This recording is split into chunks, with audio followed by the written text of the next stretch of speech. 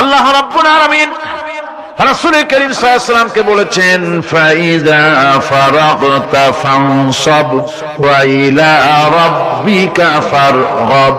যখন তুমি খালি হাত হয়ে যাবে, দাঁড়িয়ে যাবে এবং তোমার রবের কাছে মিনতি জানাবে, কিছু যখন থাকবে না, তোমার রবের কাছে দাঁড়ায় যাও আর তার কাছে মিনতি জানাও, তোমাকে আল্লাহ ভরপুর করে দিবেন। ভান্ডের কোনো অভাব নাই। আমাদের ভান্ড হচ্ছে যত দেব তত কমবে, আর আল্লাহর ভান্ড যত দেয় তত সমান সমান থাকে, মোটেই কমে না, মোটেই কমে না। সুতরাং দয়াল বাবা, বাবাজান কেবলাজান বাবা কি যে কবে আর কি করবে দিশা করতে পারে না। গান বাজনা, তারপরে গোসল শরীফ, কি জানি হাবিজাবি শরীফ, কোন শেষ বেদাত দিয়ে ভরে গেছে। এগুলি বিশ্বাস করবেন না, বেদাত খারাফা, এর সাথে মুসলমানের কোন সম্পর্ক নাই। গান বাজনার সাথে মুসলমানের কোন সম্পর্ক। হাতে কতগুলো ঢোল নিয়ে তারপরে মাজারের কাছে গিয়ে ঢোল বাজায়, কবরের কাছে মাথায় কতগুলো চুল, দাঁতে ময়লা, মোষগুলা ঠোঁট দুইটা ঢাইকিয়া দাড়ির কাছে এসে পড়ছে।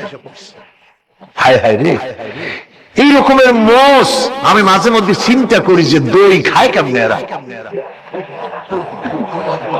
গাঁজা মদ খাইয়া এগুলো মাজার মধ্যে গিয়ে পড়ে থাকে, আর কি জানি আছে ওইটারে ঘষে আর বলে মদিনা যাব কেমনে, মদিনা যাব। কারণ তুই মদিনা যাবি কেমন? মদ খেয়ে গাঁজা খেয়ে তুই যাবি মদিনা, একটা কথা হইল? তোর নাপাক কদম আল্লাহ পাকের আরদে মুকাদ্দাসে উঠতে পারে না।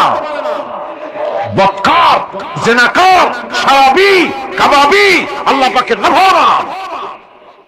কতগুলা শালু কাপড় গায়ে দিয়া, মাথায় কতগুলা চুল রেখা, তারপরে গ্রামের নামে শরীফ। আশ্চর্য কথা, এই গ্রামের নাম শরীফ, ওই গ্রামের নামের মাথায় গিয়া শরীফ।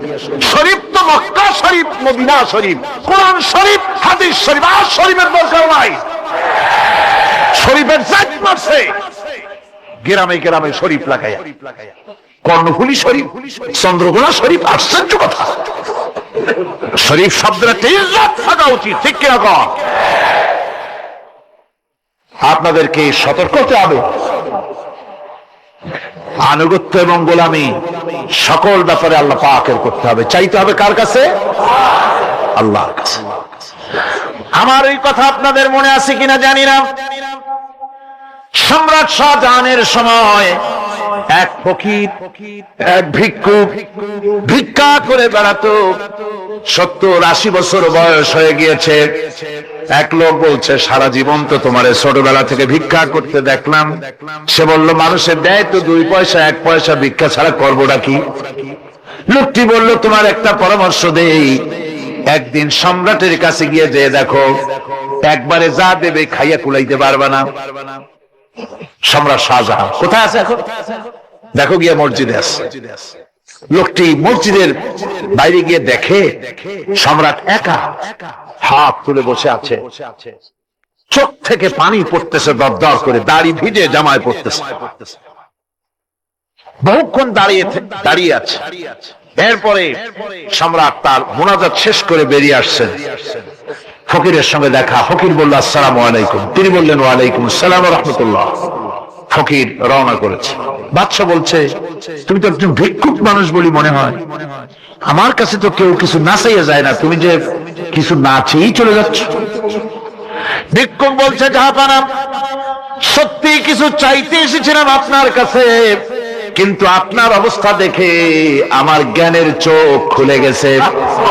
আমি দেখতে পেলাম, আমি যে সম্রাটের কাছে ভিক্ষা চাইতে আসলাম, আমি তো শুধু তাকায় আছি, আমি তো কান্দি না, বরং আমি যার কাছে চাইতে এসেছি তিনি আমার চাইতে আরো নগণ্য ভিক্ষুকের মতো হয়ে কার কাছে যেন হাত পেতে চোখের পানি ফেলে কান্দে। মনে মনে ভাবলাম, সম্রাট কান্দে যে সম্রাটের কাছে, ওই আল্লাহ সারা জীবনে কারো কাছে কিছু চাইব না। আল্লাহর কাছে চাওয়ার অভ্যাস করুন, তিনি দিতে পারেন, সবকিছু তার আছে। এই বিশ্বাস মনের ভিতরে জমাতে হবে, তাহলেই সত্যিকারের মুসলমান আমরা হব। আল্লাহ পাক সত্যিকারের গোলাম আমাদেরকে বানাবেন। আমরা বলি আমিন। হাদিস শরীফে এসেছে, হযরত আবু হুরায়রা রাদিয়াল্লাহু তাআলা আনহু একবার রাসূল করিম সাল্লাল্লাহু আলাইহি ওয়াসাল্লামের দরবারে কাঁদতেছিলেন। হুজুর জিজ্ঞেস করলেন, আবু হুরায়রা তুমি কাঁদো কেন? হযরত আবু হুরায়রা বলেন, হুজুর আমার মা আমাকে মেরেছে, আমি সেই জন্য কাঁদতেছি। হুজুর বলেন, মা তোমাকে মারলো কেন? কোনো বেয়াদবি করেছো নাকি? তিনি বললেন, না কোনো বেয়াদবি করি নাই, তবে মারলো কেন? হযরত আবু হুরায়রা বলেন, হুজুর আমার মা হচ্ছেন মুশরিকা, আমার মা কাফের। আমি অনেক রাত হয়েছিল বাড়ি ফিরতে, আমার মা জিজ্ঞেস করলো এত রাত কোথায় ছিলি? আমি বললাম, মা তাম পৃথিবী যে কদম মোবারক চুমতে পারলে নিজেকে ধন্য মনে করে, আমি সেই রাসূলের দরবারে ছিলাম, আসতে দেরি হয়ে গেছে। ইয়া রাসূলুল্লাহ, আপনার নাম শোনা মাত্র আমার মায়ের গায়ে আগুন জ্বলে গেল। সহ্য করতে না পেরে আমাকে মার আরম্ভ করে দিল। বলল, আবু হুরায়রা হয় আমার বাড়ি ছাড়বি, না হয় মুহাম্মদ সাল্লাল্লাহু আলাইহি ওয়াসাল্লামের ঘর ছাড়বি, কোনটা করবি কর। আমি বললাম, মা তোমার গায়ে যত শক্তি আছে সমস্ত শক্তি দিয়ে তুমি আমাকে প্রহার করো, আমি তামাম তোমার বাড়িটা সুদ্ধা তামাম দুনিয়া ছেড়ে দিতে পারি, কিন্তু রাসূল পাক সাল্লাল্লাহু আলাইহি ওয়াসাল্লামের কদম মোবারক ছাড়তে পারি না। ভাইরা আমার, হযরতে আবু হুরায়রা কাঁদতেছেন। আল্লাহর নবী বলেন, তুমি কাঁদো কেন? তোমার মা তোমাকে মেরেছেন, আমি এখানে কি করব? এখানে তো আমি কোনো দখল আন্দাজ করতে পারি না, আমি কি করতে পারি? এখানে ইন্টারফেয়ার তো আমি করতে পারি না, মা তোমারে মেরেছে।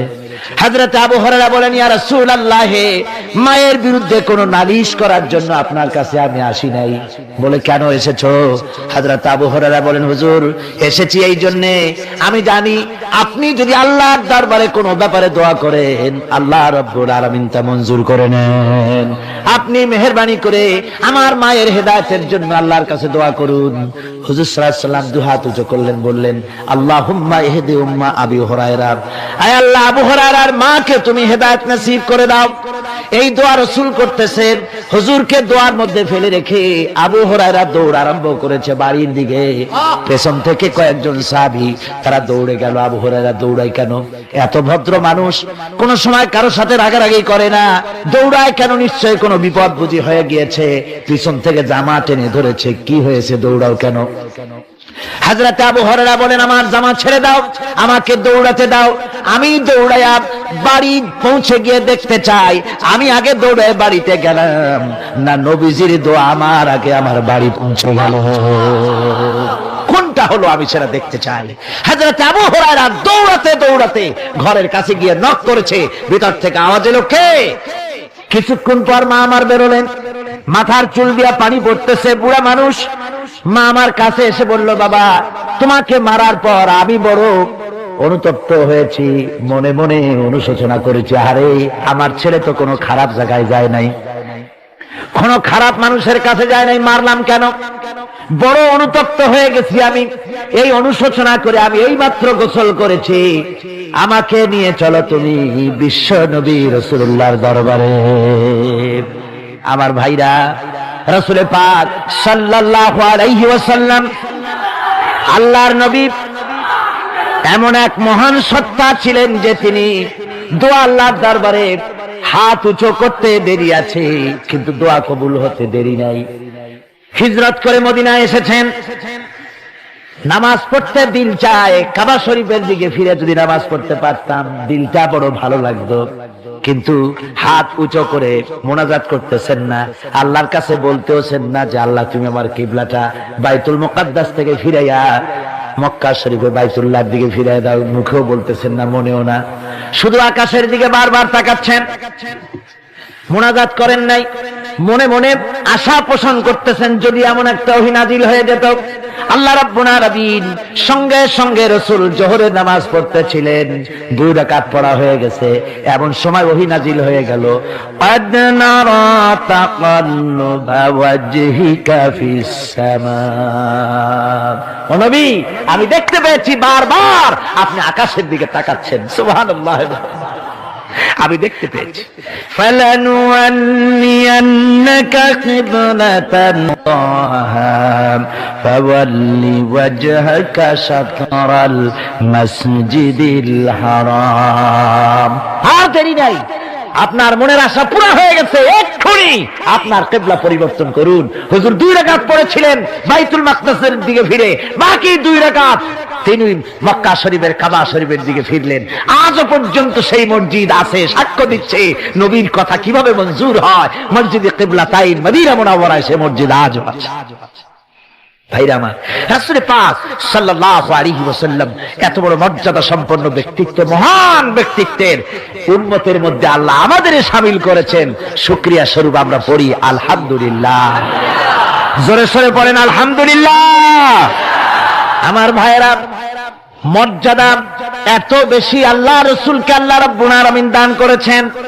এই পৃথিবীতে কোন মানুষের সঙ্গে যদি আপনি বেয়াদবি করেন, তিনি আপনার বাপ হোক, তিনি আপনার মা হন, অথবা আপনার উস্তাদ হন, অথবা আপনার পীর হন, যে কেউ হোক না কেন, কারো সঙ্গে যদি কোনো বেয়াদবি হয়ে যায় তো শুধু একটা বেয়াদবি ছাড়া আর কিছুই না। কিন্তু নবীজির সঙ্গে যদি কেউ বেয়াদবি করে, সেটা শুধু বেয়াদবি থাকে না, কুফরি হয়ে যায়। কি হয়ে যায়? কুফরি হয়ে যায়। রাসূলুল্লাহকে কেউ তাওহীন করলে, অসম্মান করলে, সমালোচনা করলে কাফের হয়ে যায়। যারা বলেন কি হয়ে যায়? কত বড় মর্যাদা!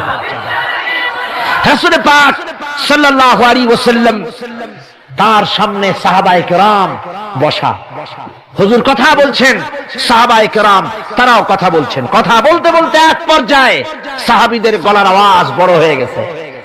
হুজুরের গলার আওয়াজ শোনা যায় না, সাহাবীদের গলার আওয়াজটা বড় হয়ে গেল। আল্লাহ রাব্বুল আলামিন এতটুকু বরদাস্ত করলেন, আমার নবীর গলার আওয়াজের চাইতে তোমাদের আওয়াজ বড় হলো কেন? সঙ্গে সঙ্গে ওহী নাজিল হয়ে গেল। আল্লাহ রাব্বুল আলামিন বলেন, ইয়া আইয়ুহাল্লাযীনা আমানু লা তারফাউ আসওয়াতাকুম ফাওকা সাউতিন নবী।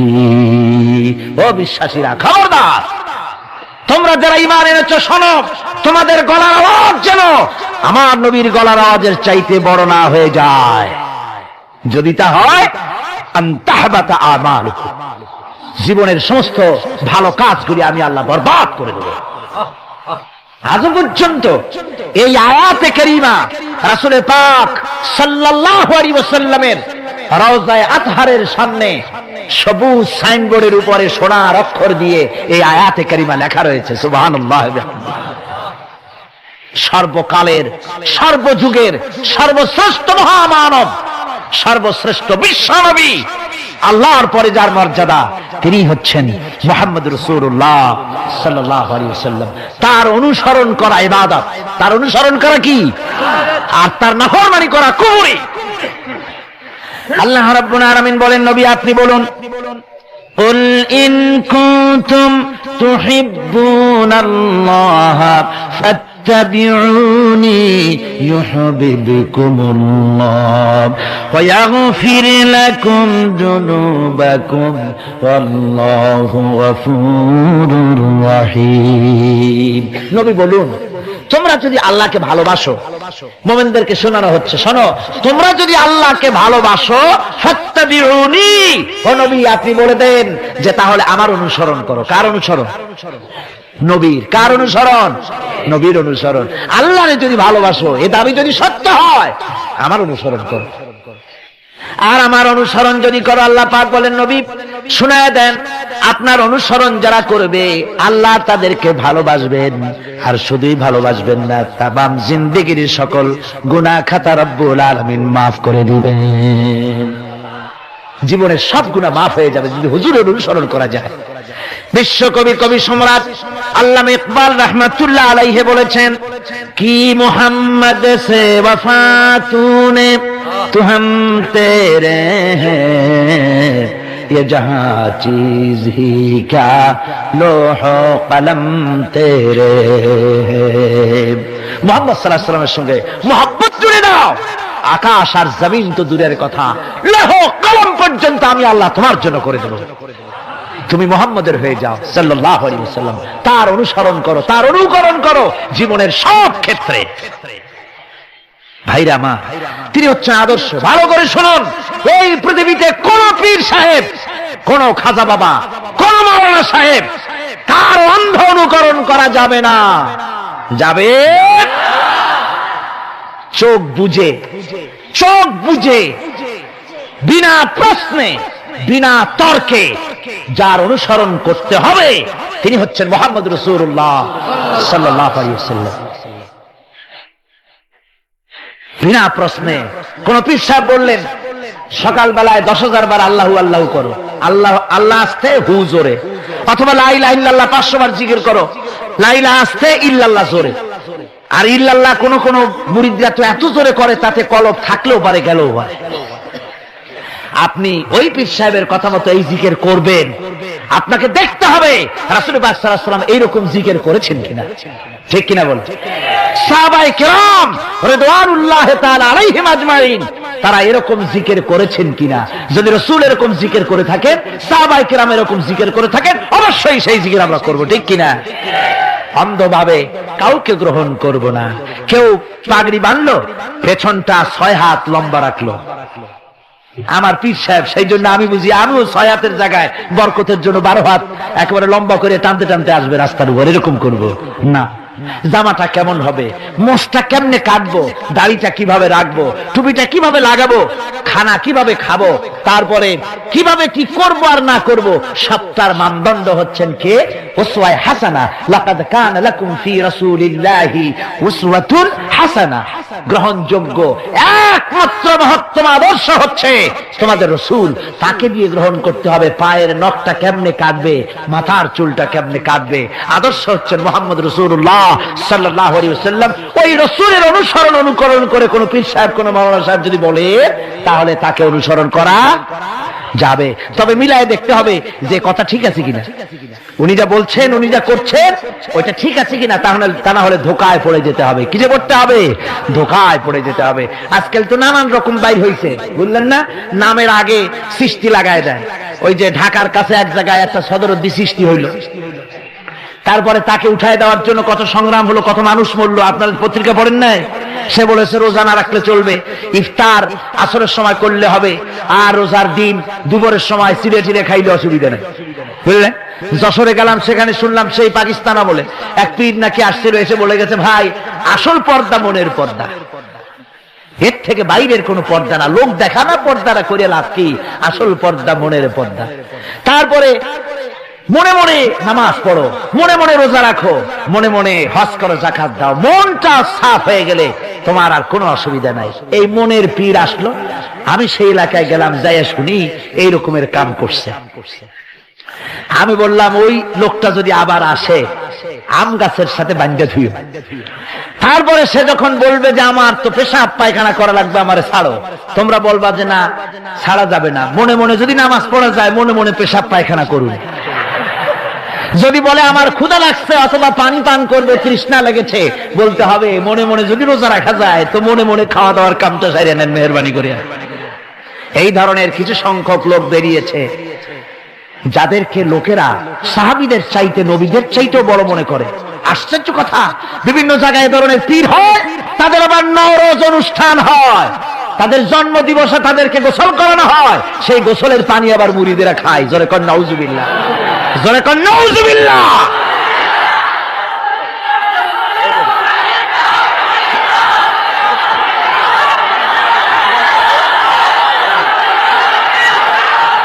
আমার ভাইয়েরা,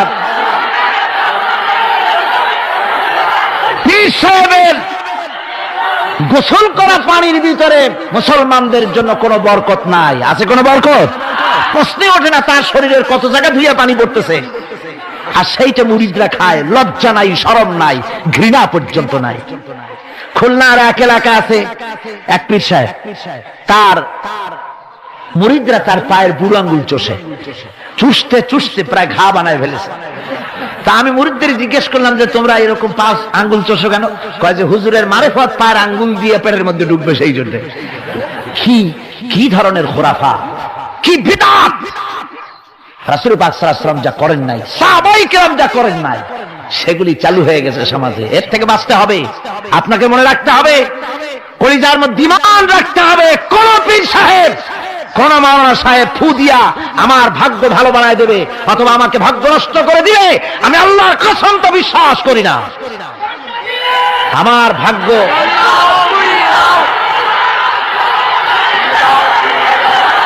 আমার ভাগ্য, আমার তাকদীর, ভালো বা খারাপ এ সবটা হতে পারে আল্লাহর পক্ষ থেকে। কার পক্ষ থেকে? জোরে বলেন, কার পক্ষ থেকে? আল্লাহর পক্ষ থেকে হতে পারে। সুতরাং আজকে আমাদের দেশে বহুত নকল পেরিয়ে গেছে। পীর মুরিদি একসময় খুব ভালো ছিল, কিন্তু যে জিনিস যত ভালো তার নকল বেরোয় তত তাড়াতাড়ি। তবে আলহামদুলিল্লাহ এখনো কিছু হাক্কানি পীর এখনো আছে যারা সমাজের কাজ করেন, যারা ওইভাবে কদম বুসি নেওয়ার জন্য পা আগ বাড়ায় দেয় না। কথা বুঝতে পেরেছেন? মানুষকে সর্বনাশ করে না, বরং তাদের ইলম আছে, ইলমের দ্বারা মানুষের কাছে হেদায়েতের কথা শোনায়, সমাজ গঠনমূলক কাজ করে, আল্লাহর কোরআন প্রচার করে। এ ধরনের লোক আছে, তবে এদের সংখ্যা কম। ঠিক কিনা? কম, এদের সংখ্যা কম। এরা বিভিন্ন জায়গায় মাজার তৈরি করেছে, মাজারাত তৈরি করেছে, একটা দুইটা মাজারে না, বহুত মাজার। গাড়ি বাস সব থামাইয়া তারপরে তাদের কাছ থেকে, মানুষের কাছ থেকে পয়সা কালেকশন করা হয়। ঠিক কিনা? এই যে পয়সা কালেকশন করা হলো, আমি জিজ্ঞেস করি, এই টাকাগুলো যে কালেকশন করা হলো, দেওয়া হলো, এই টাকা দিয়ে কবরে যে শোয়া আছে, ওই টাকা দিয়ে তিনি কি কোনো ফায়দা পান? টাকা দরকার কার? জীবিত মানুষের না মরা মানুষের? তো কমন সেন্স নাই কেন মুসলমানের? যিনি ইন্তেকাল করেছেন, মাটির মধ্যে শুয়ে আছেন, তারে টাকা দেই কেন?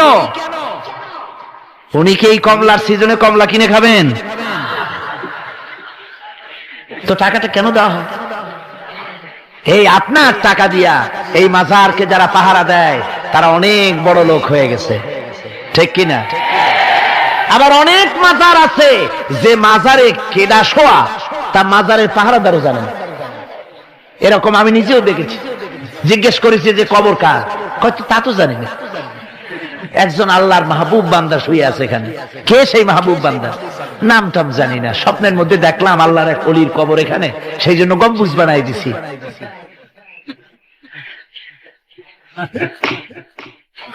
একটা রিসালার মধ্যে দেখেছি, একটা রিসালার মধ্যে লেখা হয়েছে যে একজন পীর সাহেবের এক মুরিদ ছিল। তো পীর সাহেবের বাড়িতে এক মাজার আছে, সেই মাজারকে কেন্দ্র করে প্রতি বছর ওরস হয়। মুরিদ সে গরিব মানুষ, ব্যবসা বাণিজ্য করে খায়। তারপরে সে, তার একটা গাধা ছিল, সেই গাধার উপরে সওয়ার হয়ে বাজার ঘাট করতো, মালপত্র আনা নেওয়া করে, ওই দিয়ে তার জীবিকা নির্বাহ। একদিন তার গাধাটা মারা গেল। সেই রিসালার মধ্যে লেখা হয়েছে যে লোকটা তখন গাধা মরেছে, এর আর কিচ্ছু নাই, জমি জমাও নাই, খাবে কি করে? খুব দুঃখ পেল মনে। আর এই গাধা যদি মরে কুলে পড়ে থাকে তাহলে দুর্গন্ধ হবে।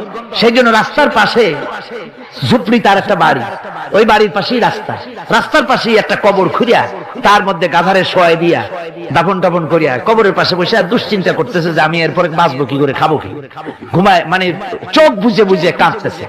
এমন সময় ওইটা ছিল বাজারে যাওয়ার রাস্তা, লোকজন বাজারের দিকে যাচ্ছে। যাওয়ার সময় চিন্তা করলো যে এখানে তো কোনোদিন মাজার দেখিনি, এখানে একটা লোক কাঁদতেছে মাজারের কাছে বসে, না জানি কোন ওলি আল্লাহর কবর হবে বোধহয়। এরপরে লোকেরা বাজার থেকে ফেরার সময় দেখে যে হ্যাঁ, ওই সেই লোকটা এখনো কাঁদতেছে। তখন যার কাছে যা ছিল, কেউ দুইটা পান খেয়ে গেল, কেউ একটা বেগুন, কেউ দুইটা চিংড়ি মাছ, কেউ দুইটা টাকা, কেউ একটু মরিচ, এইভাবে তরি তরকারি চাউল যার কাছে যা ছিল কিছু কিছু দিয়ে গেছে। কিছুক্ষণ পর সন্ধ্যার দিকে লোকটা মনে করলো আর কতক্ষণ কান্দি, এখন বাড়ি যাই। চোখ খুলে দেখে চতুর্দিকে খাদ্য খাবার, তরি তরকারি, পয়সা করি। কই যে মাশাআল্লাহ, শুনছিলাম হাতি বাঁচতেও লাখ টাকা, মরলেও লাখ টাকা। সে কথা যে গাধার ব্যাপারে খাটে তা তো জানি না। এই গাধা মরেও তো আমার বাঁচায় গেছে। এখন ওই কবরের উপরে, গাধার কবরের উপরে চাদর টাদর চড়ায় চড়ায় দিয়া ওইখানে জুজ্জাত করে বসছে। বছর খানিক চলে গেল, লোকেরা পয়সা কড়ি দেওয়া শুরু করলো। এরপরে সেখানে সে ইট পাটকেল জোগাড় করলো, একটা বিল্ডিং তৈরি করলো, সামনে সাইনবোর্ড লাগাই দিল হযরত গেদা শাহ রহমাতুল্লাহ আলাইহির মাজার। মানুষ প্রতি বছর ওর সেখানে জমা হচ্ছে, টাকার অভাব নাই। এখন এই লোক যার মুরিদ, সেই পীর সাহেবের কাছে অন্যরা এসে কয় হুজুর আপনার মাজারের আর বরকত কি, আপনার মুরিদের মাজারের কাছে মানুষ ভরা, টাকার অভাব নাই। পীর সাহেব কৌতূহল হলো যে ও আবার একটা মাজার পাইলো কই। তারপরে একদিন ওই মুরিদকে ডেকে বললো, বাবা সত্যি কথাটা আমারে কও, এই মাজার কার? মুরিদ কয় যে হুজুর আপনি আমার ওস্তাদ, আপনার কাছেই সব শিখছি, কিন্তু এই কথা কাউকে বলবেন না। বলল না, বল না কি হয়েছে, মাজারটা কার? বললো যে হুজুর যে গাধাটা নিয়ে ব্যবসা করতাম ওই গাধাটা মরে গেল, তারে কবরে দিয়েছি, এরপরে পরে এই ঘটনা হয়েছে। পীর সাহেব কয় আমি আরো চিন্তা করছিলাম যে না জানি কোনো সত্যি কোনো পীর সাহেবের মাজার, অসুবিধা হয় নাই, তোমার ওখানে যেটার কবর ওইটার মায়ের কবর হলো আমার বাড়িতে। মানে ওই বাচ্চা গাধাটা পীর সাহেব দিয়েছিল তারে। আমার ভাইরা আপনারা আশ্চর্য হবেন, বাংলাদেশে এরকম বহুত মাজার আছে, সে মাজারের কোনো ঠিকানা নাই, কার মাজার তারও কোনো খোঁজ খবর নাই। মানুষকে শোষণ করে টাকা পয়সা লুণ্ঠন করা হতেছে। আদার একটা হলে তার উপরে চাদর দেওয়া লাগবে, আগরবাতি দিতে হবে, মোমবাতি দিতে হবে, গোলাপ পানি ছিটাতে হবে। কোথায় পেয়েছেন? কোন হাদিসে পেয়েছেন? মাজারে যদি চাদর দিতে হতো, রাসূল পাক সাল্লাল্লাহু আলাইহি ওয়াসাল্লামের কবরের উপরে লোকেরা সুতার চাদর দিত না, নিজের কলিজা বাইর করে কলিজা দিয়ে চাদর বিছায় দিত হুজুরের মাজারের উপরে। জান্নাতুল বাকিতে গিয়ে দেখুন, জান্নাতুল বাকিতে শহাদায়ে উহুদ আছে, সেখানে সাহাবায়ে কেরাম আছে, আজওয়াজে মুতাহহারাত আছে, বানাতে রাসূল, ইবনে রাসূল, আহলে বাইত সেখানে শুয়ে আছেন। হযরত ওসমান রাদিয়াল্লাহু তাআলা আনহুর মতো লোক সেখানে ঘুমিয়ে আছেন। রাইসুল মুফাসসিরিন হযরত ইবনে মাসউদ রাদিয়াল্লাহু তাআলা আনহু সেখানে ঘুমিয়ে আছেন। হযরত ইবনে আব্বাসের উনি ওখানে, ওনার কবর হচ্ছে গিয়ে তায়েফে। এ ধরনের ইতিহাসের মধ্যে এসছে জান্নাতুল বাকির মধ্যে কমসে কম 10,000 সাহাবায়ে কেরামদের মাজার আছে। সুবহানাল্লাহ। যায় দেখেন তো জান্নাতুল বাকিতে একটা চাদর আছে নাকি? যারা হজ করতে গেছেন কোন চাদর দেখেছেন? আগরবাতি আছে, মোমবাতি আছে, গোলাপ পানি আছে। সুতরাং এই বিদআত থেকে বাঁচতে হবে মুসলমানদেরকে। মুসলমানদের সাথে সম্পর্ক মসজিদে, মুসলমানদের সাথে সম্পর্ক কিসের? অবশ্যই মাজারের সাথে সম্পর্ক নয়। মাজারের সাথে সম্পর্ক শুধু এতটুকু, আল্লাহর ওলিদের মাজারকে ঘেরাও দিয়ে সুন্দর করে রাখুন, যাতে করে অপবিত্র না হয়। লোকেরা কেউ যদি আসে জিয়ারত করার সুযোগ পায়, শিরক বিদআত থেকে মুক্ত হয়ে এতটুকুন করা যেতে পারে। কিন্তু বিশাল আকারের গম্বুজ করে লাইট জ্বালাতে হবে, আগরবাতি মোমবাতি দিতে হবে, এটা সম্পূর্ণ বিদআত। এক শ্রেণীর লোকেরা এগুলি করে ব্যবসা করতেছে। সেই জন্য বলছি যে আমাদের ইত্তেবা করতে হবে রাসূলের। কার ইত্তেবা করতে হবে? যা রাসূল করেন নাই, যা সাহাবায়ে কেরাম করেন নাই, তা আমরা করতে পারি না। এই জন্য আমার মুসলমান ভাইয়েরা, আল্লাহর প্রতি ঈমান, রাসূলের প্রতি ঈমান, ঈমানের অর্থ হলো আল্লাহর নবী যে কথাগুলি তিনি বলে গিয়েছেন তার ওসওয়াকে ধরে রাখা, রাসূলের আদর্শ দিয়ে পায়ের নখকাটা থেকে শুরু করে মাথার চুল পর্যন্ত গ্রহণ করতে হবে। নবী মুহাম্মদ রাসূলুল্লাহ সাল্লাল্লাহু আলাইহি ওয়াসাল্লামের তিনি যেভাবে যা করেছেন তার উল্টা পাল্টা একটাও করা যাবে না, সব করতে হবে কার কথা মতো? রাসূল পাক সাল্লাল্লাহু আলাইহি ওয়াসাল্লামের কথা মতো। রাসূলের প্রতি ঈমান এর অর্থ হলো তিনি হচ্ছেন আইনদাতা, তিনি আইন ও বিধান দিয়েছেন আল্লাহর পক্ষ থেকে।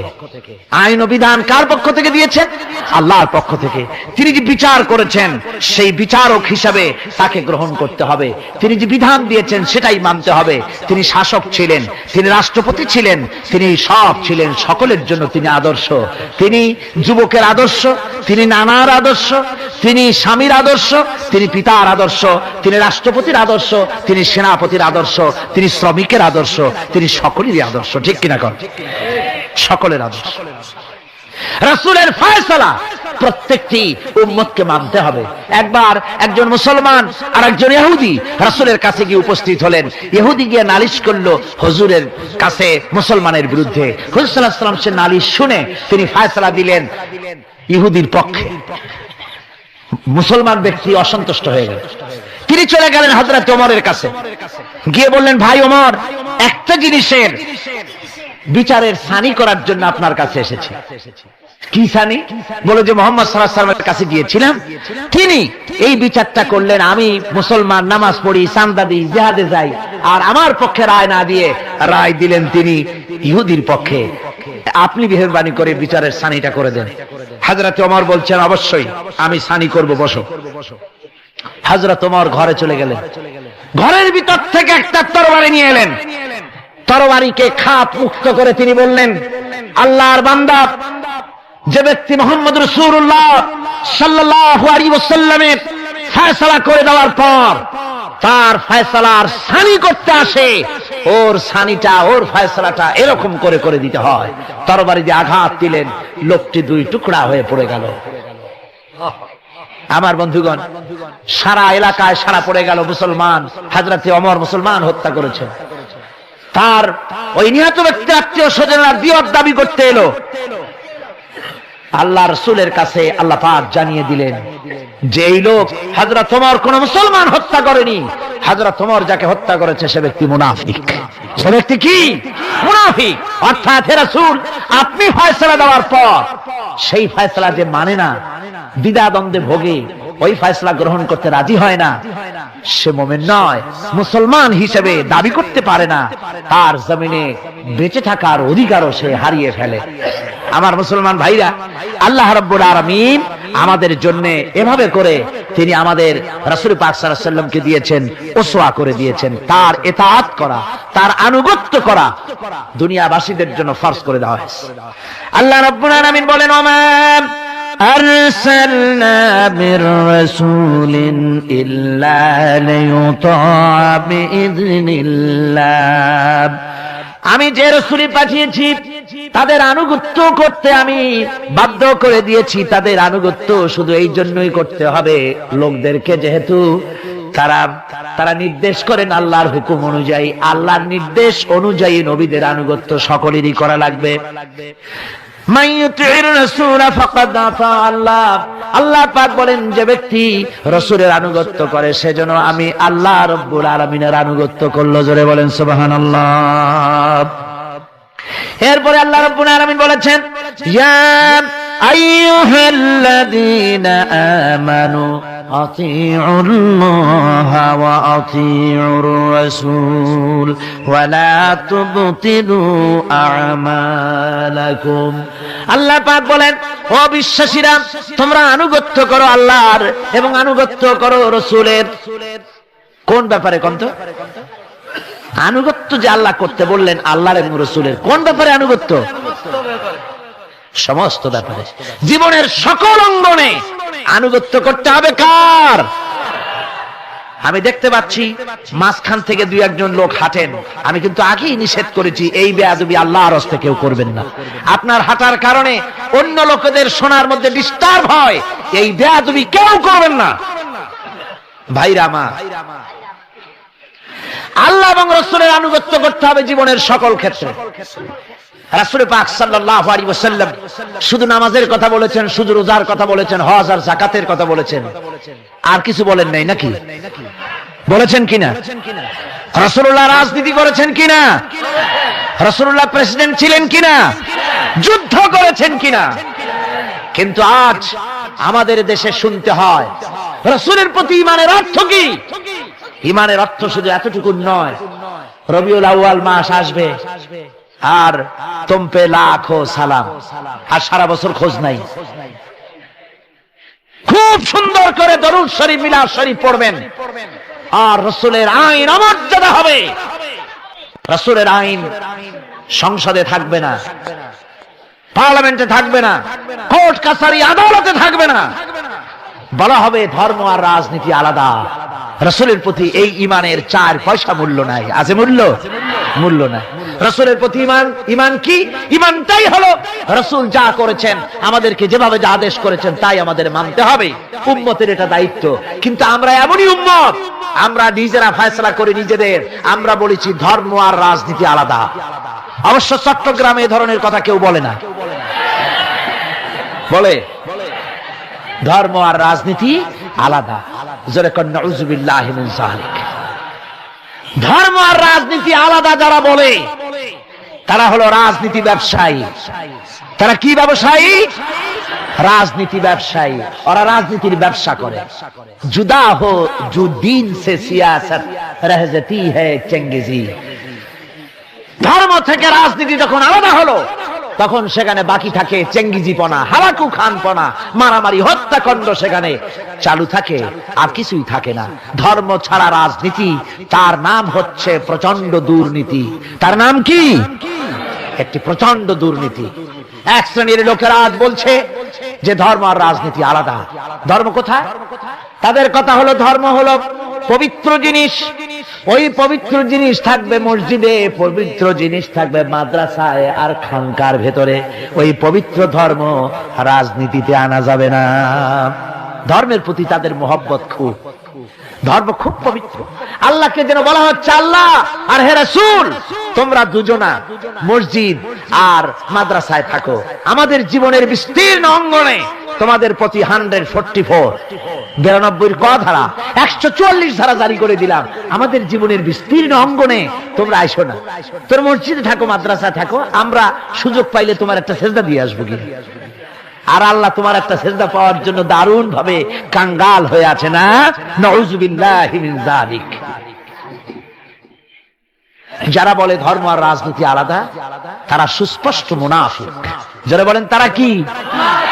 এই লোকগুলি হচ্ছে ধর্ম নিরপেক্ষবাদী, সেকুলারিজম, ধর্ম নিরপেক্ষ মতবাদের লোক। তারা বলে যে ধর্ম নিরপেক্ষ, ধর্মের ব্যাপারে নিরপেক্ষতা অবলম্বন করা লাগবে। এরা খুব সুচতুর। ভাতের ব্যাপারে নিরপেক্ষতা অবলম্বন করেন। আপনারা কোন যে জিনিস যত বেশি প্রয়োজন আমরা তার পক্ষে থাকি না নিরপেক্ষ থাকি? ভাতের ব্যাপারে নিরপেক্ষ লোক আছে নাকি এখানে? ডায়াবেটিসের রোগী ছাড়া ভাতের ব্যাপারে নিরপেক্ষ লোক নাই, সবই পক্ষে। আচ্ছা, ঘুমটা আমাদের জন্য জরুরি কিনা? এই ঘুমের আমরা পক্ষে না বিপক্ষে? নিরপেক্ষ আছে কেউ? নাই। বিবাহ যারা করে নাই সেই সব যুবকদের জন্য বিবাহটা জরুরি কিনা? এই জরুরি বিষয়ের প্রতি যুবকদের কি মত? এ ব্যাপারে কি নিরপেক্ষ না পক্ষে? খুব জোরেই বলেছে পক্ষে। তাহলে বোঝা গেল যে জিনিস যত বেশি জরুরি আমরা সেইটার পক্ষে, আর যেটা জরুরত নাই আমরা সেটা পক্ষে নাই। তাহলে ধর্ম কি এতই অজরুরি বিষয় যে এইটার ব্যাপারে আমরা শুধু নিরপেক্ষ হয়ে থাকবো? নাউযুবিল্লাহি মিন যালিক। ধর্মের ব্যাপারে নিরপেক্ষতা অবলম্বনকারী একটা রাজনৈতিক দল আমাদের দেশে কাজ করতেছে, ঠিক কিনা? ধর্ম নিরপেক্ষ মতবাদের সপক্ষে তারা কোরআনে কারীমের আয়াত বলে। তারা বলে মৌলভী সাহেবরা কি বুখারী পড়ে নাই? বুখারীর মধ্যে আছে লাকুম দীনুকুম ওয়ালিয়া দীন। আর অনুসারীরা তখন চিন্তা করে, বাপরে, আমাদের নেতি খান বুখারীও পড়ে, আজীব তামাশা। লা ইকরাহা ফিদ্দীন, এর মধ্যে ধর্ম নিরপেক্ষতার গন্ধ নাই। সূরাটির নাম হচ্ছে সূরা কাফিরুন। সূরাটির নাম কি? কাফেরেরা বলেছিল, হে মুহাম্মদ সাল্লাল্লাহু আলাইহি ওয়াসাল্লাম, ধর্মের ব্যাপারে আমাদের ভিতরে বড় ঝগড়াঝাটি প্রায় লেগে থাকে, সুতরাং ধর্ম নিয়ে বাড়াবাড়ি না করে আসো, আমরা এক কাজ করি, তোমরা কিছুদিন আমাদের মুখ প্রতিমাগুলির সামনে এসে একটু পূজা দিয়ে যাও, আর আমরাও কয়েকদিন তোমাদের মসজিদে গিয়ে আল্লাহর সেজদা দিয়ে আসবো। এইভাবে আমরা ধর্মকে 50-50 ভাগাভাগি করে নেই। কাফেরেরা, তোমরা যার ইবাদত করো আমরা তার ইবাদত করি না, আবার আমরা যার ইবাদত করি তোমরা তার ইবাদত করো না। সুতরাং লাকুম দীনুকুম ওয়ালিয়া দীন, সুতরাং তোমাদের ধর্ম তোমাদের জন্য, আমাদের ধর্ম আমাদের জন্য। তার মানে তোমরা তোমাদের ধর্ম নিয়ে থাকো, আমরা আমাদের ধর্ম নিয়ে থাকি। এটা কি নিরপেক্ষর কথা হলো না পক্ষের কথা হলো? ওই বেওকুফরা তারা মানুষকে বিভ্রান্ত করতে চায়, কোরআনে কারীমের আয়াতকে নাজায়েজ তরিকায় তারা ব্যবহার করে। আবার বলে লা ইকরাহা ফিদ্দীন, মৌলবীরা জানে না ধর্মের মধ্যে বাড়াবাড়ি নাই। কত বড় মুফাসসির এক একজন! ধর্মের মধ্যে বাড়াবাড়ি নেই, লা ইকরাহা ফিদ্দীন, ধর্মে বাড়াবাড়ি। এটা কিসের কথা? এ কথাটা হচ্ছে মুসলমানদেরকে বলা হচ্ছে, অমুসলিমদেরকে বাধ্যতামূলক ভাবে ভয় দেখিয়ে, প্রলোভন দেখিয়ে, ত্রাস সৃষ্টি করে কোন ক্রমে তাদেরকে মুসলমান বানানো যাবে না। ইচ্ছে করে যদি কেউ আসে ইসলামের সৌন্দর্যে মুগ্ধ হয়ে, মোস্ট ওয়েলকাম, তাকে গ্রহণ করে। বাড়াবাড়ি করা যাবে না, ভয় দেখানো যাবে না, লোভ দেখানো যাবে না। এটা হলো লা ইকরাহ ফিদ্দীন। আর এই বেওকুফরা এই আয়াতকেও নিয়েছে তাদের ধর্মনিরপেক্ষতার ক্ষেত্রে। আমি জিজ্ঞেস করতে চাই, সেকুলারিজম দিয়ে তাদের মন মস্তিষ্ক ভরপুর সেসব ভাইদেরকে জিজ্ঞেস করি, বিবেক দিয়ে চিন্তা করুন, ধর্মনিরপেক্ষ আপনি কেন হবেন? দুনিয়ার কোন পয়গম্বর কি ধর্মের ব্যাপারে নিরপেক্ষ ছিলেন? আপনি যার উম্মত, আমরা যার উম্মত, বিশ্বনবী তিনি কি ধর্মের ব্যাপারে নিরপেক্ষ ছিলেন? রাসূলুল্লাহ রীতিমতো রাষ্ট্রপ্রধান ছিলেন, প্রেসিডেন্ট ছিলেন। সুবহানাল্লাহ পড়ে 12.5 লক্ষ বর্গ মাইল শাসন করেছেন। প্রেসিডেন্ট ছিলেন মুহাম্মদ রাসূলুল্লাহ সাল্লাল্লাহু আলাইহি ওয়াসাল্লাম। জীবনে বহু যুদ্ধ করেছেন। এই যুদ্ধের কমান্ডার ইন চিফ ছিলেন, প্রধান সেনাপতি ছিলেন। সশস্ত্র যুদ্ধ করেছেন, মোকাবেলা করেছেন অস্ত্র নিয়ে। শ্রমিক হয়ে কাজ করেছেন, শ্রম সমস্যার সমাধান করেছেন। মসজিদে নববী ছিল এই রাজনীতির প্রাণ কেন্দ্র। মসজিদে নববী কি ছিল? রাজনীতির প্রাণ কেন্দ্র। রাসূলুল্লাহ এখানে বসেই রোম শাম পারস্য বিজয়ের পরিকল্পনা করতেন।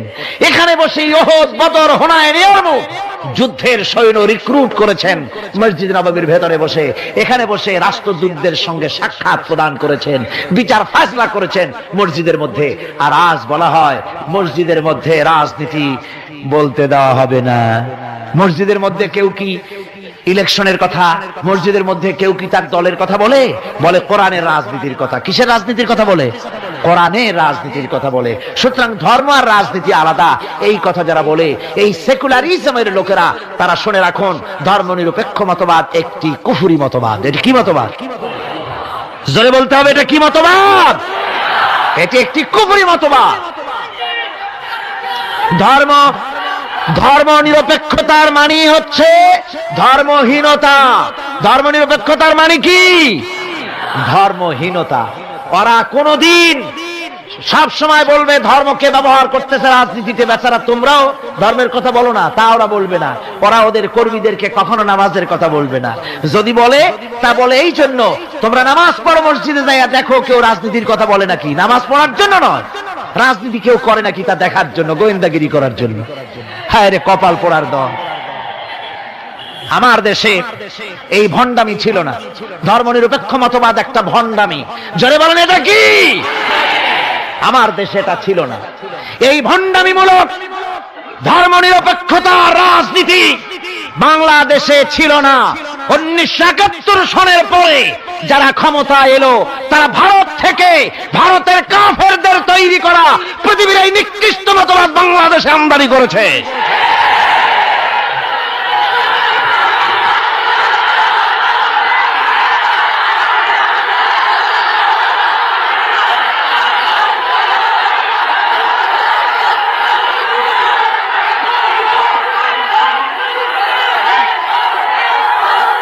আমার মুসলমান ভাইয়েরা,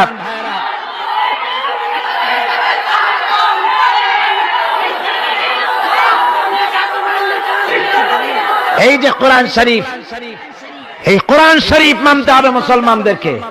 রাসূলের উপরে ঈমান আনার অর্থ শুধু মিলাদ শরীফ পড়া নয়। কোন নেত্রী কি বলল তার ধার কোন মুসলমান ধারতে পারে না। মুসলমান ধার ধারবে আল্লাহ আর রাসূলের। ঠিক কিনা? কর যারা বলেন ঠিক কিনা? ভারতের গোলাম এরা বলে ধর্মনিরপেক্ষতার মানে ধর্মহীনতা নয়। যদি ধর্মনিরপেক্ষতার অর্থ ধর্মহীনতা না হবে, তাহলে 1971 সনের পরে তোমরা ক্ষমতায় এসে বিশ্ববিদ্যালয় সমূহের মনোগ্রাম থেকে ইকরা বিসমি রাব্বিকাল্লাযী খালাক রাব্বি জিদনি ইলমা এই আয়াত দুটিকে তুলে ফেললে কেন বলো? কোন জবাব আছে? কোন জবাব নেই। সলিমুল্লাহ মুসলিম হল নাম ছিল, মুসলমান শব্দ বাদ দিয়েছে। নাম ছিল সলিমুল্লাহ মুসলিম হল, মুসলিম শব্দ বাদ দিয়ে দিল। তারপরে নজরুল ইসলাম কলেজ, ইসলাম সহ্য হলো না, ইসলাম বাদ দেয়া শুধু নজরুল কলেজ। ওদের যে দল, সেই দলটার নামের মধ্যেও একটা মুসলিম শব্দ ছিল। জি, ওদের দলটার নামের মধ্যে মুসলিম শব্দ ছিল, ছিল না? সেই শব্দটুকুনো তারা বরদাস্ত করে নাই। আমি ওদের দলের নাম নিতে চাই না, আপনারাই বুঝুন ওদের দলের নামের মধ্যে মুসলিম শব্দ ছিল কিনা। হিন্দুদের পাঁচটা গোলাম, এই দলটি তাদের নাম থেকে মুসলিম শব্দকে বের করে দিয়েছে। এদের কাছে ইসলাম আর মুসলমান সবচাইতে সহ্যের বাইরে। তাই যখন ভারতে শত শত মসজিদ ভাঙে উগ্রপন্থী হিন্দুরা, তখন ভারতের ওই গোলাম দলটি শনি রাখরা ঘুরে বেড়ায়।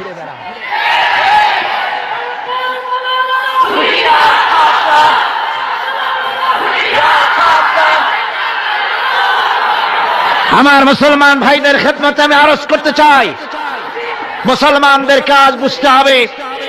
ধর্মনিরপেক্ষ মতবাদ মুসলমানদের জন্য জায়েজ নাই, হারাম। দুনিয়ার সব আলেম একমত, এই ফতোয়ার উল্টা কেউ ফতোয়া দিতে পারবে না। দুনিয়ার সব মুফাসসিরিন, মুহাদ্দিসিন, উলামায়ে কেরাম, মুফতি সব একমত, ধর্মনিরপেক্ষ মতবাদ কুফরি মতবাদ। কি মতবাদ? জোরে বলেন, কি মতবাদ? কোন মুসলমানের সন্তান যাকে মুসলমানের জন্ম দিয়েছে ধর্মনিরপেক্ষবাদের আন্দোলন করতে পারে না, হারাম হারাম।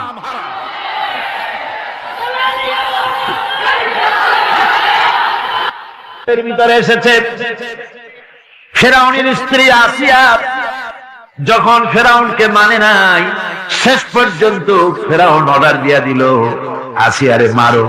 মারার জন্য তক্তার ভিতরে হাজার হাজার প্যারাক মারো। তক্তায় প্যারাক মারা হলো, তক্তা তারে উল্টায় দিল, প্যারাক গুলো খারাপ হয়ে গেল। প্যারাক বোঝেন কিনা? প্যারাক বোঝেন? প্যারাক গুলো খারাপ হয়ে গেল। ফেরাউন বলল, এর উপরে আসিয়াকে ফুট করে শোয়াই দাও, এরপরে চতুর্দিক থেকে পিটাইতে থাকো, যতক্ষণ পর্যন্ত আমার উপরে ঈমান না আনে মারতেই থাকো। প্যারাকের উপরে নারী দেহ আসিয়াকে শোয়াই দেওয়া হলো, আর চতুর্দিক দিয়ে মাপ আঘাত করা হচ্ছে। লোহাগুলি শরীরের ভিতরে ঢুকে যাচ্ছে, শত শত লোহা শরীরের ভিতরে ঢুকে যাচ্ছে। এমত অবস্থায় আল্লাহ রাব্বুল আলামিন ডেকে বলেন, ফেরেশতারে, আমার ফেরেশতারা, আমার আসমানের সব দরজাগুলি খুলে দাও। আমার আসিয়া মৃত্যুর আগে, প্রাণ বেরিয়ে যাওয়ার আগে আমার জান্নাতটা দেখে যেন প্রাণটা বেরিয়ে যায়। আল্লাহর এই রাস্তায় মানুষ জীবন দিতে কুণ্ঠাবোধ করে না, যদি ঈমান বিল্লাহ, আল্লাহর প্রতি ঈমান মজবুত হয়ে যায়, তার জীবনের মোটেও পরোয়া হয় না। জীবন দিয়েছেন আল্লাহ, এই জীবন দিব, কাকে ফিরায় দেব? কোরআনে কারীম বলছে, ওয়াইদা আনআমনা আলাল ইনসানি আ'রাদা ওয়া নাআ বিজানিবিহি ওয়া ইযা মাসসাহুশ শাররু ফাযু দুআইন আরিদ। আল্লাহ রাব্বুল আলামিন বলেন, যখন আমি বান্দাকে নিয়ামত দেই, নিয়ামত পেলে পরে তখন সে পিঠ প্রদর্শন করে আমারে বুড়ো আঙ্গুল দেখায়, আর যখন বিপদ আসে তখন লম্বা চৌড়া দোয়া শুরু করে যায়। দেখেন না, যখন তুফান হয়, ঝড় হয়, টর্নেডো হয়, বরকি হয়, প্রচন্ড ঝড় এসেছে, এই ঝড়ের মোকাবেলায় কাঁপতে থাকে, আল্লাহ আমারে বাঁচাও, রক্ষা করো। আল্লাহ যদি দয়া করে মেহেরবানি করে ঘরটারে বাঁচায় দিল, তারপরে সকালবেলা কয় যে আমার বাবা বড় বুদ্ধিমান ছিলেন, পাকা শাল কাঠের খুঁটি দিছিলেন আর তাল গাছের চৌকাঠ দিছিলেন, নইলে কি ঘর টিকতো, যে ধাক্কা লাগছিল। আল্লাহ কয়, দেখো বাঁচাইলাম আমি, কান্না আমার কাছে, আর এখন প্রশংসা করে তাল গাছের আবার বাপ। বিপদে পড়লে আল্লাহর কথা খুব মনে ওঠে, আর বিপদ যখন যায় আর মনে থাকে না। এক বেচারা তুফানের মধ্যে পড়ছিল, নদীর ঢেউ, প্রচন্ড ঢেউ, বলতেছে আল্লাহ কোন রকম রহম করে আমার একটু খাল পর্যন্ত নিয়ে দাও, তারপরে আমি যাইতে পারবো। বিপদ যখন আসে সে সময় আল্লাহর কথা খুব মনে পড়ে বান্দা, আর বিপদ যখন চলে যায় তখন আল্লাহকে বেমালুম মানুষেরা ভুলে যায়। এই জন্য তাওহীদের দাবি হচ্ছে মানুষ যেন শুকরগুজারকারী, কৃতজ্ঞতা স্বীকারকারী বান্দায় পরিণত হয়ে যাবে। সব জায়গায় শুকর করবে আল্লাহ। পানি খাবে, পানি পান করে বলবে আলহামদুলিল্লাহ, খানা খাবে বলবে আলহামদুলিল্লাহ, কোন একটা ভালো কাজ দেখবে বলবে আলহামদুলিল্লাহ। সমস্ত প্রশংসা হবে আল্লাহ রাব্বুল আলামিনের। কার হবে? আল্লাহ পাকের শুকরিয়া আদায় করতে হবে। সমস্ত ব্যাপারই শুকরিয়া, কৃতজ্ঞতা। হযরতে মূসাকে ডেকে বললেন, মূসা রে, ভয় পাওয়ার কোনো কারণ নাই। প্রতিষ্ঠিত একটি সরকারের বিরুদ্ধে তোমাকে নামায় দিয়া ময়দানে তোমাকে আমি একা ছেড়ে দেই নাই। আমি আল্লাহ রাব্বুল আলামিন তোমার সাথে আছি। হাতের লাঠি ছেড়ে দাও। মূসা আলাইহিস সালাম লাঠি ছেড়ে দিলেন, লাঠি সাপ হয়ে গেল, হাঁ করলো। জাদুকরদের তৈরি করা সমস্ত বাঘ, সিংহ, সাপ মূসা আলাইহিস সালামের লাঠি মার্কা সাপের পেটের মধ্যে গিয়া ঢুকলো। এটা ছিল মূসা আলাইহিস সালামের মুজিজা। হযরত দাউদ আলাইহিস সালামের মুজিজা ছিল, আল্লাহ রাব্বুল আলামিন তাকে মুজিজা দিয়েছিলেন, গলার সুন্দর আওয়াজ দিয়েছিলেন। তিনি যখন জাব্বুর শরীফ তেলাওয়াত করতেন, উড়ন্ত পাখিরা ওড়া বন্ধ করে চতুর্দিকে বসে আল্লাহর কালাম শুনতো। তিনি লোহা দিয়ে অস্ত্র তৈরি করতেন। অস্ত্র বানাবার সময় আগুন দিয়ে লোহা পোড়ায় অস্ত্র বানাতে হয়। দাউদ আলাইহিস সালামের তার প্রয়োজন ছিল না। তিনি যখন লোহা হাতির ভিতরে নিয়ে চাপ দিতেন, লোহা পানি হয়ে আঙ্গুলের ফাঁক দিয়ে গলে পড়ে যেত। এটা ছিল তার মুজিজা। হযরত সুলাইমান, আল্লাহ রাব্বুল আলামিন তাকে মুজিজা দান করলেন। কোরআনে কারীমের ভিতরে রব্বুল আলামিন বলেন, হযরত সুলাইমান আলাইহিস সালাম সকাল বেলায় বিনা মেশিনে, বিনা ইঞ্জিনে তক্তার উপরে বসে যেতেন। তক্তা 1 মাসের পথ অতিক্রম করত। আবার সন্ধ্যা বেলায় বসতেন, এই তক্তা আর 1 মাসের পথ অতিক্রম করে যেত। ঈসা আলাইহিস সালামের মুজিজা ছিল, জন্মান্ধের চোখের উপরে হাত বুলিয়ে দিতেন, সঙ্গে সঙ্গে চোখ ভালো হয়ে যেত। কুষ্ঠব্যাধিগ্রস্ত লোকের গায়ে হাত বুলাতেন, সঙ্গে সঙ্গে কুষ্ঠব্যাধি ভালো হয়ে যেত। এই হলো তাদের মুজিজা। পয়গম্বরেরা বিদায় হয়ে গেলেন, মুজিজা বিদায় হয়ে গেল। দাউদ আলাইহিস সালাম বিদায় হলেন, মুজিজার সাথে নিয়ে গেলেন। তার উম্মতেরা ওই লোহাগুলি আর কেউ গলাতে পারে নাই, আজও কেউ গলাতে পারে না, হাত দিয়ে চেপে ধরে। সুলাইমান আলাইহিস সালাম দুনিয়া থেকে বিদায় হয়ে গেছেন, মুজিজা নিয়ে কবরে চলে গেছেন। আজ আর তার অনুসারীরা অথবা দুনিয়ার কোন মানুষ বিনা ইঞ্জিনে তক্তায় বসে আর হাওয়ায় উঠতে পারবে না। মূসা আলাইহিস সালাম বিদায় হলেন, লাঠির মুজিজা চলে গেল। তার উম্মতেরা, তার অনুসারীরা কিয়ামত পর্যন্ত যদি 1000 চেষ্টা চালায়, লাঠিকে আর কোনোদিন সাপে পরিণত করতে পারবে না। ঈসা আলাইহিস সালাম, আল্লাহ রাব্বুল আলামিন তাকে উঠায় নিলেন, মুজিজা তিনি সাথে নিয়ে গেলেন। আজ তার কোটি কোটি, শত শত কোটি উম্মতেরা, দুনিয়ায় যারা তার উম্মত দাবি করে, খ্রিস্টানেরা, হাজারো যদি চেষ্টা চালায়, তবুও জন্মান্ধের চোখের উপরে হাত বুলিয়ে চোখ আর ভালো করতে পারবে না। কুষ্ঠব্যাধিগ্রস্ত লোকের গায়ে হাত বুলিয়ে কুষ্ঠব্যাধি ভালো করতে পারবে না। তার মানে হলো, নবীরা যে যা যত মুজিজা পেয়েছিলেন, জীবদ্দশায় মুজিজা কাজে লেগেছে। দুনিয়া থেকে বিদায় হয়েছেন, মুজিজা সাথে নিয়ে গেছেন। কিন্তু আপনার আমার নবী, বিশ্ব নবী জনাব মুহাম্মদ রাসূলুল্লাহ সাল্লাল্লাহু আলাইহি ওয়াসাল্লামের কাছে আল্লাহ রাব্বুল আলামিন তাকে যত মুজিজা দিয়েছিলেন, 3000-এর উপরে আল্লাহর নবীর মুজিজা ঘটেছিল 23 বছরের নবুয়তের জীবনে। তার মধ্যে শ্রেষ্ঠ মুজিজা হতেছে কোরআন মাজিদ। আল্লাহর নবী বিদায় হয়ে গেলেন, মুজিজা সাথে নিয়ে যান নাই, মুজিজা রেখে গেলেন দুনিয়ায়। কিয়ামত পর্যন্ত দুনিয়াবাসী, নবীর উম্মতেরা কোরআনের মুজিজা ব্যবহার করতে পারবে। কোরআনে কারীম রাসূল কারীম সাল্লাল্লাহু আলাইহি ওয়াসাল্লামের জীবনের শ্রেষ্ঠ মুজিজা। মানুষ পাগল হয়ে গেছে কোরআন শুনে। সুতরাং এই কোরআনের বৈশিষ্ট্য সকল দিক থেকে এক অপূর্ব একটি কিতাবে পরিণত করেছে, যা মানুষকে চিরকাল বিস্ময় হতবাক করে দিয়েছে। কোরআনের আরেকটি বৈশিষ্ট্য হচ্ছে, এই কোরআন এক সময় নাজিল হয় নাই। 30 পারা কোরআন শরীফ একসাথে নাজিল হয়েছে না, কোরআন নাজিল হয়েছে আস্তে আস্তে, ধীরে ধীরে। কত বছর লাগলো? 23 বছরেরও কিছু বেশি সময় ধরে কোরআন ধীরে ধীরে রাসূল কারীম সাল্লাল্লাহু আলাইহি ওয়াসাল্লামের কাছে অবতীর্ণ হয়েছে। এমনটি আর কোনো কিতাব হয়নি, যা আর কোনো ধর্মগ্রন্থ যারা অন্যরা দাবি করে, এরকম হয় না। কোরআনে কারীমের আরেকটি বৈশিষ্ট্য হচ্ছে, যখন কাগজ ছিল না, ছাপাখানা ছিল না, এমনকি টেপ রেকর্ডার ছিল না, তখনকার নাজিলকৃত কিতাব যেভাবে নাজিল হয়েছিল সেইভাবে আজ পর্যন্ত অবিকল টিকে আছে, টিকে থাকবে ইলা ইয়াউমিল কিয়ামah। কিয়ামত পর্যন্ত কোরআনে কারীমের এই অকৃত্রিম, অবিকৃত অবস্থায় কোরআনে কারীমের এই শান, এই বরকত টিকে থাকবে। এই জন্য কোরআন শরীফ হচ্ছে এই পৃথিবীর মহাবিশ্বের মহাবিস্ময়। কোরআন হচ্ছে পৃথিবীর মহাবিশ্বের মহাবিস্ময়। এর মর্যাদা সম্পর্কে রাসূল কারীম সাল্লাল্লাহু আলাইহি ওয়াসাল্লাম বলেছেন, ওয়ান উসমান রাদিয়াল্লাহু তাআলা আনহু আন্নাহু ক্বাল قال رسول الله صلى الله عليه وسلم خيركم من تعلم القرآن وعلمه رواه البخاري আল্লাহর নবী বলেন তোমাদের মধ্যে সর্বোত্তম ব্যক্তি সেই, তোমাদের ভিতরে ভালো ব্যক্তি, উত্তম ব্যক্তি সেই যে ব্যক্তি নিজে কোরআন শেখে আর অন্যকে শেখায়। কোরআন যে শেখে আর অন্যকে যে শেখায় সেই ব্যক্তি হলো তোমাদের মধ্যে সর্বোত্তম ব্যক্তি, ভালো ব্যক্তি। সুবহানাল্লাহ পড়েন। কোরআনে কারীমের এই মর্যাদা সম্পর্কে রাসূল করিম সাল্লাল্লাহু আলাইহি সাল্লাম বলেছেন, দুই ব্যক্তিকে, দুই শ্রেণীর লোককে ঈর্ষা করা যায়। অমুকে বিরাট বাড়ি করেছে,